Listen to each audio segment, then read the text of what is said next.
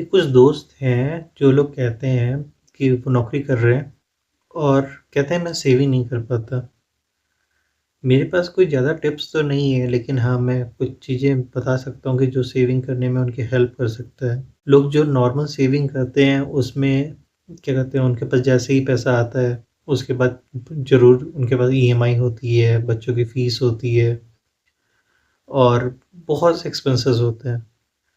लेकिन एक मुझे जो सबसे ज़्यादा सबसे ईज़ी और सबसे चीपेस्ट वे लगता है, वो है अमाउंट के तौर पे। हाँ, वो बहुत ज़्यादा इंटरेस्ट नहीं देता या बहुत म्यूचुअल फंड में नहीं कहूँगा कि वो पैसा हमेशा रिस्की रहता है।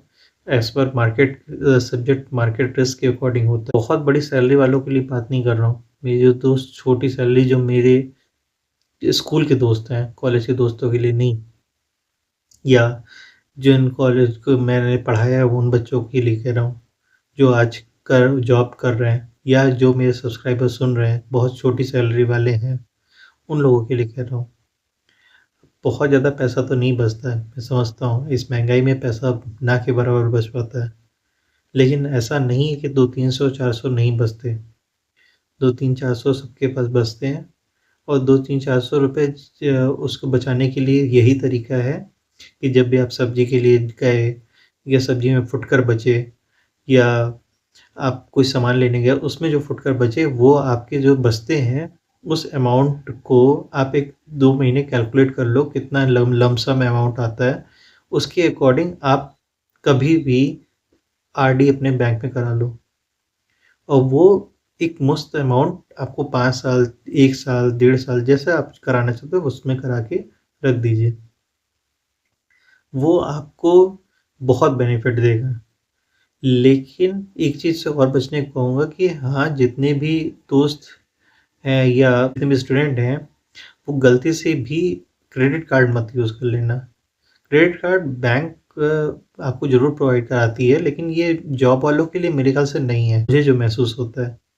हाँ, आप बिज़नेस ओनर हैं या शॉप ओनर हैं, तो आपके लिए ठीक है, चलो इधर से लिया, उधर दे दिया, आपके पास रोज़ आता रहता है।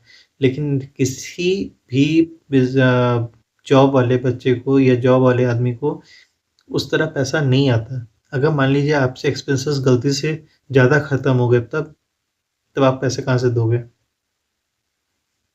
तब तो आप बहुत ज़्यादा उसमें ट्रैप में फँस जाओगे ना। अगर आपकी सैलरी आई, मान लीजिए किसी मंथ में आपकी प्राइवेट जॉब है, तो किसी मंथ में ज़्यादा भी आ सकती है, किसी मंथ में कम भी आती है।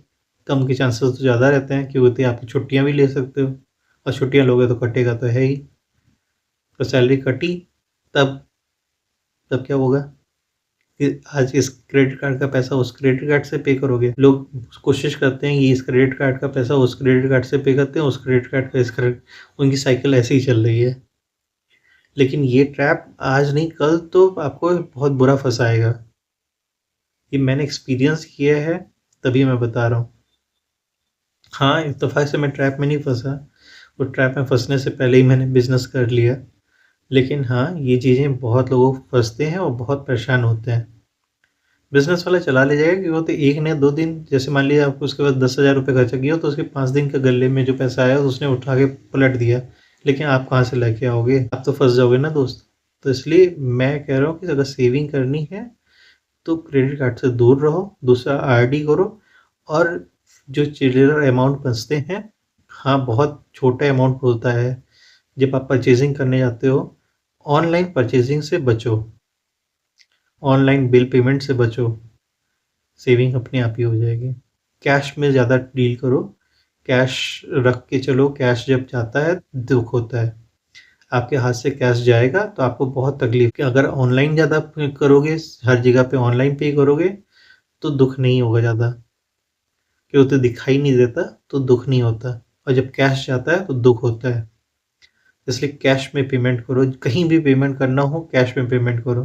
बच्चे की स्कूल फीस भरनी है तो कैश में इकट्ठा करके तब लेके जाओ। तकलीफ़ होगी, अपने आप ही तकलीफ़ होगी। अगर आप बिज़नेस में हो उनके लिए भी कह रहा हूँ। कैश में थोड़ा वो करने की कोशिश करो।